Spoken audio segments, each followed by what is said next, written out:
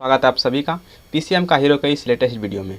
दोस्तों, आज के इस वीडियो में हम लोग पढ़ेंगे क्लास 11th के फिजिक्स का फर्स्ट चैप्टर, जिसका नाम है भौतिक जगत। दोस्तों, इस चैप्टर का ये अंतिम क्लास है। इससे पहले का वीडियो अगर आप नहीं देखे हैं तो डिस्क्रिप्शन में उसका लिंक दिया हुआ है, जाकर देख लीजिए।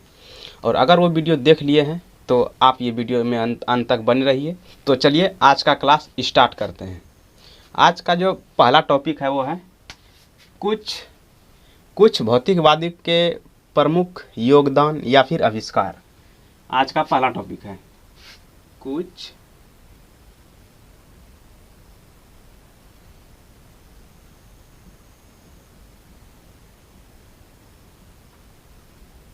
भौतिकवादी के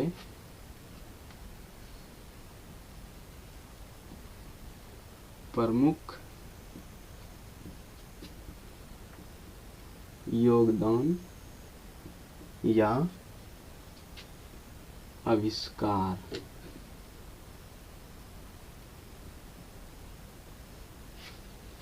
कुछ भौतिकवादी के प्रमुख योगदान या आविष्कार। देखिए दोस्तों, आपको जो बोर्ड एग्जाम में इस चैप्टर से क्वेश्चन पूछा जाएगा वो यहीं से पूछा जाता है। कुछ प्रमुख भौतिकवादी के योगदान या आविष्कार। अगर आप इस वीडियो को शुरू से लेकर अंत तक देख लेते हैं तो आपका बोर्ड एग्जाम में इस चैप्टर का एक भी क्वेश्चन गलत नहीं बनेगा। 11 का जो क्वेश्चन बोर्ड एग्जाम में पूछा जाता है तो वो सब हर एक क्वेश्चन ऑब्जेक्टिव होता है, और इस चैप्टर से ऑब्जेक्टिव क्वेश्चन जो होगा तो इसी से पूछा जाएगा। तो आज का ये वीडियो बहुत ही इंटरेस्टिंग और इम्पोर्टेंट होने वाली है आपके बोर्ड एग्जाम के लिए। तो इस वीडियो को शुरू से लेकर अंत तक देखिए। तो चलिए वीडियो को शुरू करते हैं। नाम और यहाँ पे योगदान।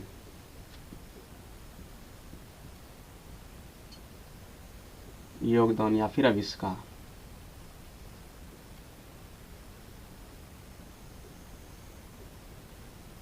योगदान या फिर आविष्कार।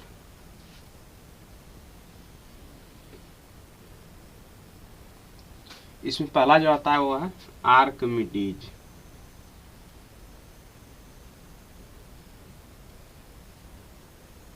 आर्किमिडीज ने जो नियम दिया था वो दिया था उत्प्लावकता।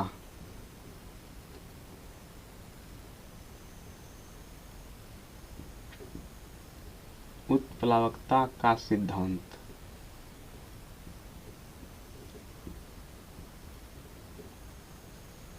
आर्किमिडीज ने यह नियम दिया था, उत्प्लावकता का सिद्धांत। और दूसरा जो है वो है गैलीलियो गैलीली।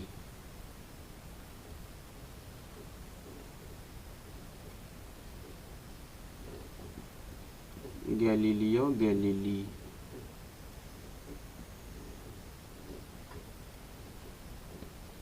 इन्होंने दिया था जड़त्व का नियम।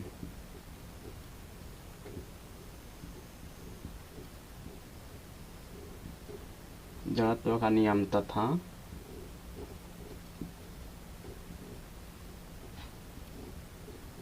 दूरबीन का खोज। दूरबीन का खोज जो है गैलीलियो ने ही किया था। दूरबीन का सबसे पहले खोज गैलीलियो गैलीली ने किया था। ये एक साइंटिस्ट था। इधर जितना भी नाम आएगा ये सब साइंटिस्ट का नाम है, और इधर वो अपना योगदान दिया है, आविष्कार किया है, तो उसका इधर चर्चा होगा और इधर साइंटिस्ट का नाम होगा। अगला है इसका न्यूटन।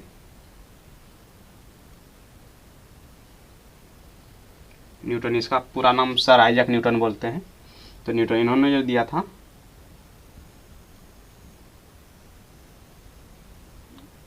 गति का नियम।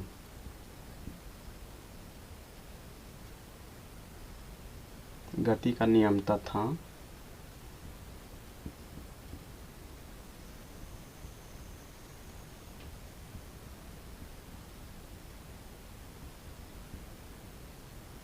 गुरुत्वाकर्षण का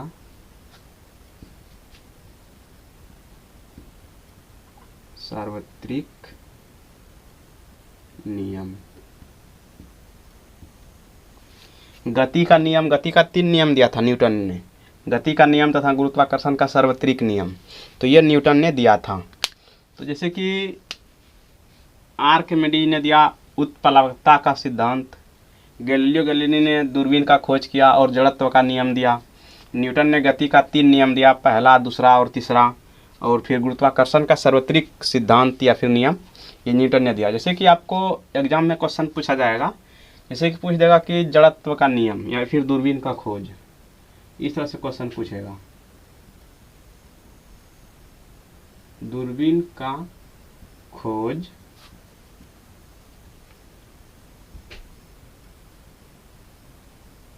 किसने किया था, दूरबीन का खोज किसने किया था। तो यहाँ पे ए नंबर ऑप्शन में रहेगा आर्किमिडीज, बी नंबर में रहेगा न्यूटन, सी नंबर में रहेगा गैलीलियो गैलीली,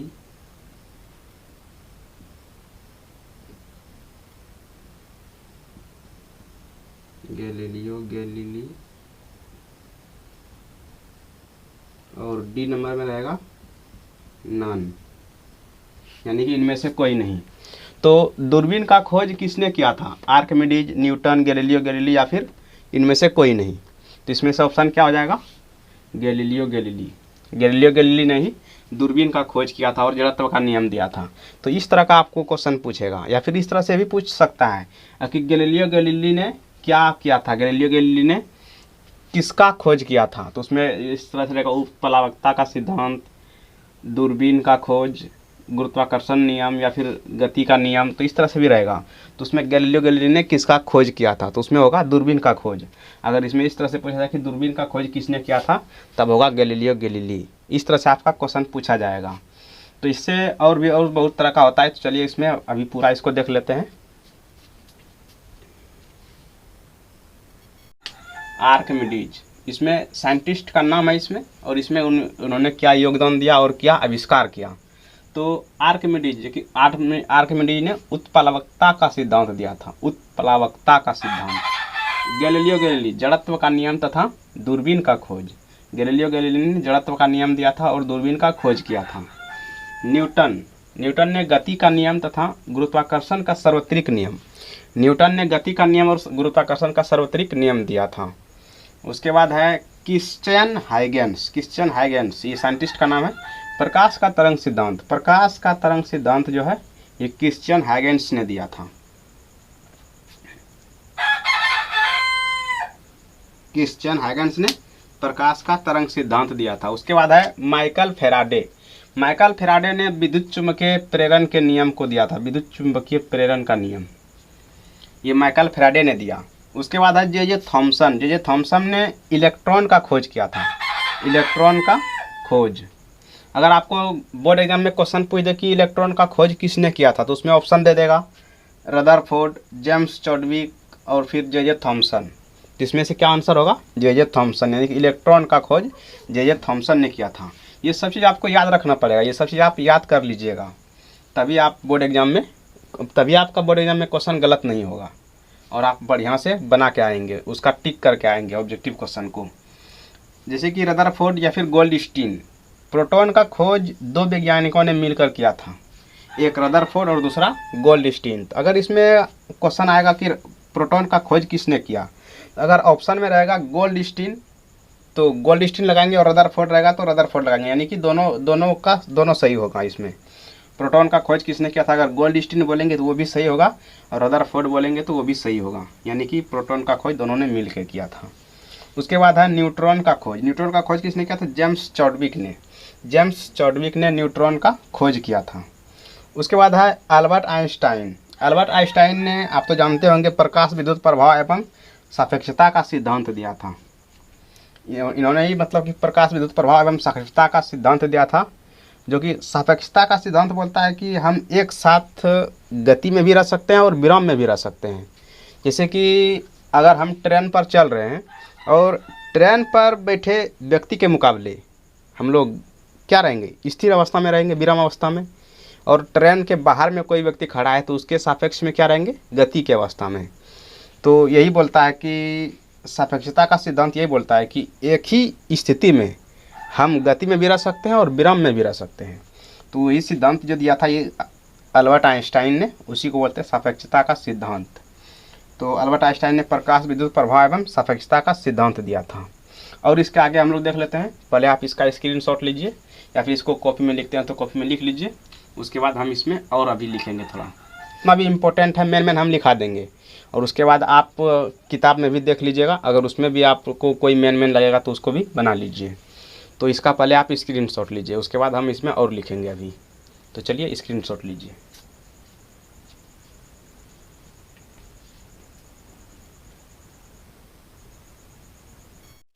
उसी तरह से यहाँ से भी शुरू है, जैसे कि ऑटो हॉर्न ने परमाणु बम का खोज किया था। परमाणु बम का खोज किया था ऑटो हॉर्न ने। उसके बाद है टेलर ने हाइड्रोजन बम का खोज किया था। तो आपको क्वेश्चन इस तरह से पूछ सकता है, जैसे कि मान के चलिए क्वेश्चन पूछ दिया, परमाणु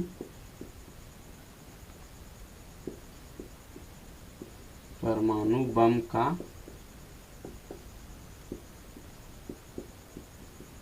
खोज किसने किया। इस तरह से आपको क्वेश्चन पूछ देगा कि परमाणु बम का खोज किसने किया। और ऑब्जेक्टिव क्वेश्चन है तो उसमें ऑप्शन दे देगा। ए नंबर में मान के दे देगा, मान के चलिए केपलर। बी नंबर में दे दिया ऑटो हॉर्न। सी नंबर में दे दिया टेलर। डी नंबर में भी किसी का नाम दे दिया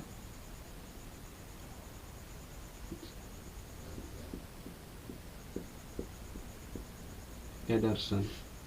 तो इसमें से आपको पूछेगा कि परमाणु बम का खोज किसने किया। तो इसमें अगर आप पढ़े होंगे, अगर आप ये वीडियो को देख के याद रखेंगे तो आप बता सकते हैं कि परमाणु बम का खोज किसने किया। तो परमाणु बम का खोज किया है ऑटो हॉर्न ने। तो इसका ऑप्शन नंबर बी हो जाएगा सही, ऑटो हॉर्न। तो इस तरह से आपको क्वेश्चन पूछेगा, ऑब्जेक्टिव क्वेश्चन। तो हो सकता है यहाँ पर नॉन ऑफ दी इनमें से कोई नहीं, या फिर इनमें से सभी, इस तरह का भी क्वेश्चन रहता है। तो अगर आप पढ़ेंगे, याद करेंगे तो उसको, तो आपका 100% क्वेश्चन बनेगा एग्जाम में, कोई दिक्कत नहीं है। इसीलिए आप पढ़ते रहिए मन से, और जितना भी हम इसको पढ़ा रहे हैं इसको सबको याद करते चलिए, लगातार याद करते चलिए, कोई दिक्कत नहीं होगा आपको। फिजिक्स एक ऐसा सब्जेक्ट है कि फिजिक्स पढ़ने में बहुत मज़ा आता है, बहुत इंटरेस्टिंग सब्जेक्ट होता है फिजिक्स। इसीलिए इसमें कोई दिक्कत नहीं होगा पढ़ने में, मन लगा के पढ़िए। उसके बाद हम और देखेंगे, जैसे कि ये देख लिया कि कुछ भौतिकवादी के प्रमुख योगदान या आविष्कार। और अब देखेंगे कि उसका आविष्कार पे कौन कौन सा वस्तु काम करता है। ये विद्युत मोटर किस सिद्धांत पे कार्य करता है। तो आप लोग पढ़े होंगे 10वीं क्लास में कि विद्युत मोटर फ्लेमिंग के बामहस्त के नियम पर कार्य करता है। तो उस तरह से और सब वस्तुएं देखेंगे, कौन कौन सा वस्तु किस किस सिद्धांत पे कार्य करता है। कि ये वीडियो पूरा इंपॉर्टेंट है, शुरू से लेकर अंत तक देखिए, आपका एक भी क्वेश्चन एग्जाम में नहीं छूटेगा। तो इसका स्क्रीनशॉट लीजिए, उसके बाद हम आगे देखते हैं।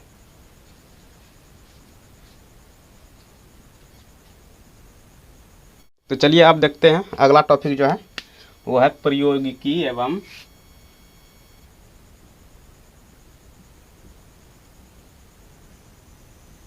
प्रौद्योगिकी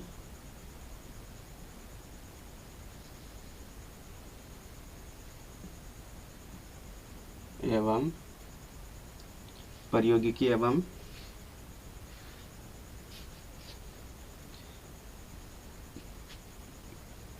उनके वैज्ञानिक सिद्धांत।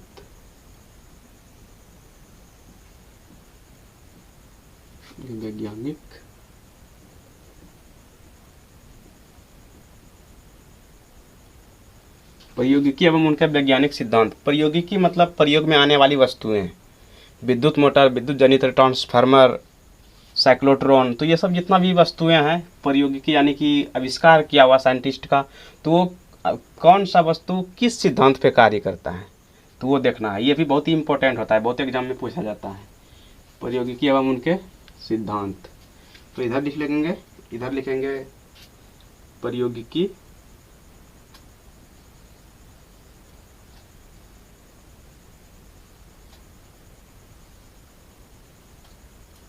इस तरह से बॉक्स बना लेंगे, इधर लिखेंगे वैज्ञानिक सिद्धांत।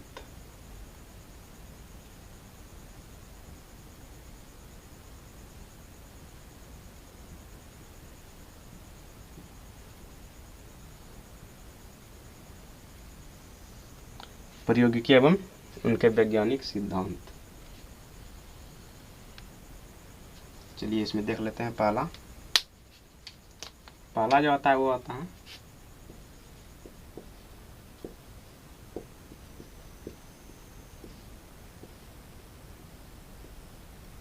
भाप इंजन। भाप इंजन किस सिद्धांत पे कार्य करता है? पहला टॉपिक आता है भाप इंजन किस सिद्धांत पे कार्य करता है। तो भाप इंजन जो है वो ऊष्मागतिकी पे कार्य करता है।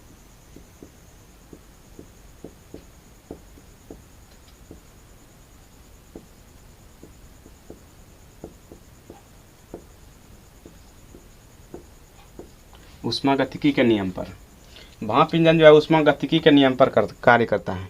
अब आप लोग सोचते होंगे कि ऊष्मागतिकी क्या है। तो ऊष्मागतिकी क्लास 11th में ऊष्मागतिकी का एक चैप्टर ही है, चैप्टर का नाम ही है ऊष्मागतिकी।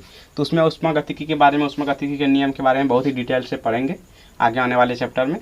तो आप घबराइए मत, इत्मीनान से पढ़ते चलिए। भाप इंजन जो है वो ऊष्मागतिकी के नियम पर कार्य करता है। अब इसी तरह से और देख लेते हैं कि इसमें और कौन सा आता है और किस किस सिद्धांत पे, किस किस वैज्ञानिक के सिद्धांत पे कार्य करता है। तो आगे चलिए देख लेते हैं। विद्युत मोटर।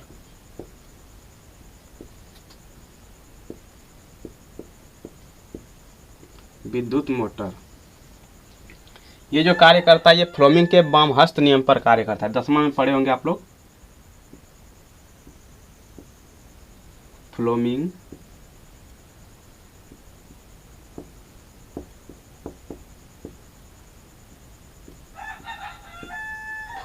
के वामहस्त नियम पर। विद्युत मोटर फ्लोमिंग के वामहस्त नियम पर कार्य करता है। अब इसी तरह से क्वेश्चन पूछेगा आपको एग्जाम में कि विद्युत मोटर किस सिद्धांत पर कार्य करता है। तो उसमें ऑप्शन रहेगा फ्लोमिंग के वामहस्त नियम पर, या फिर ऊष्मागतिकी के नियम पर, या फिर प्रकाश विद्युत प्रभाव के नियम पर। तो इस तरह से ऑप्शन दिया हुआ रहेगा, उसमें आपको टिक करना है कि कौन सा नियम पर विद्युत मोटर काम करता है। तो चलिए और आगे देखते हैं। जैसे कि आप देखते हैं भाप इंजन किस पे है। भाप इंजन ऊष्मागतिकी के नियम पर कार्य करता है। भाप इंजन ऊष्मागतिकी के नियम पर, और विद्युत मोटर फ्लोमिंग के वामहस्त नियम पर, फ्लोमिंग के वामहस्त नियम पर कार्य करता है। और उसी तरह से विद्युत जनित्र फैराडे के विद्युत चुम्बकीय प्रेरण के सिद्धांत पर कार्य करता है। फैराडे का विद्युत चुम्बकीय प्रेरण का सिद्धांत जो है उसी पर विद्युत जनित्र कार्य करता है। और ट्रांसफार्मर और विद्युत जनित्र दोनों एक ही तरह काम ही करता है। ट्रांसफार्मर भी फैराडे के विद्युत चुम्बकीय प्रेरण के सिद्धांत पर ही कार्य करता है। और प्रकाश विद्युत